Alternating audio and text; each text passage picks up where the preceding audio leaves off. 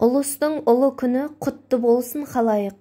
Ұлыстың ұлы күнінде міндетті түрде дастарханымызда наурыз көже әзірленген. Наурыз көже ұлттық тағам. Халықтық дәстүр бойынша наурыз көжеге кем дегенде 7 түрлі азықтық заттар қосылып жасалынған. Ата-бабамыздың дәстүрі бойынша мен де наурыз көже жасадым. Қыс болмай соғым алып, сол соғымнан шыққан ішекке осылай қазымызды салып, сақтап, сүр етімді сақтап, осы наурыз көжемізге алып қойған етімді жақсы жуып, тазалап, екі қайтара үлкен қазанымызға суымызды құйып, қайнататын боламыз. Осы наурыз көжеге мен өзімнің арнайы рецептім бойынша жасадым.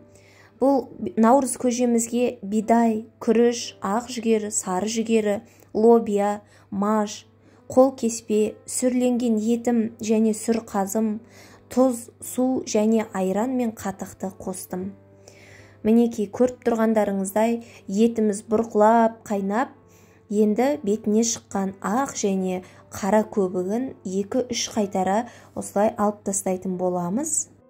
Етіміздің көбігін алып болғаннан кейін маш пен лобияны жуып тазалап, қазанға салатын боламыз.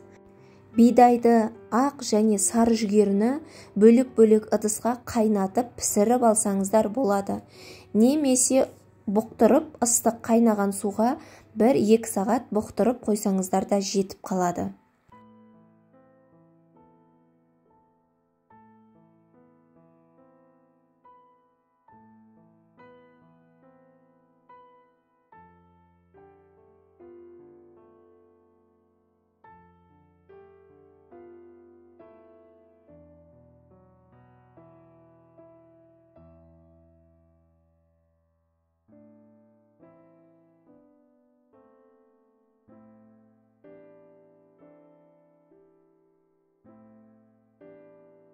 Дайын болған етімізді сүзіп бөлек ыдысқа алып алатын боламыз. Міне суығаннан кейін етімізді әдемілеп турап шығатын боламыз. Менде қазы 2, сол үшін бір қазыны думалақтап турадым, екінші қазымды майдалап турап шықтым.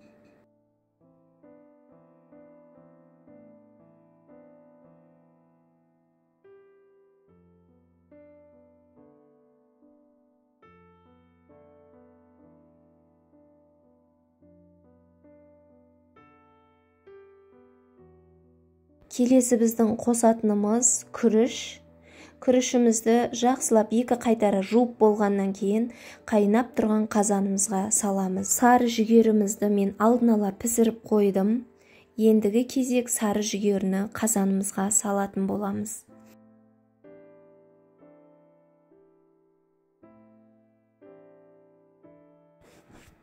Келесі бізде ақ жүгеріні қосамыз. Міне көріп тұрғандарыңыздай қазаным борқылдап қайнап жатыр. Оның үстіне піскен осындай бидайымды бір табақ етіп дайындап қойғам алдын ала. Соны салып араластырып алдым. Ең соңында мен осылай қолдан бір жұмыртқаға иленген қол кеспемді салып, жабысып қалмасын деп жақсылап осылай қозғап, тағы да бір бұрқ еткізіп қайнатып алдым. Біздің наурыз көжеміз дайын, көріп тұрғандарыңыздай өте дәмді. Артық ештеңе жоқ, тек дәнді дақылдардан сүрленген сақталып, етіміз бен қазымыз және қатық айранымыздан жасалынған осындай дәмді көжеміз дайын болды. Бір табаққа сорпасын бөлек алып, бір баклажка осы айранымызды және қатығымызды бөлек ыдысқа араластырып, міне осылай түйір болмайтындай сұйық әдемі бір консистенцияда осылай қазанымызға құйып, барлығын араластыратын боламыз. Міне көріп тұрғандарыңыздай көжем өте дәмді болып шықты. Міндетті түрде осы рецепт бойынша жасап көріңіздер. Ас болсын.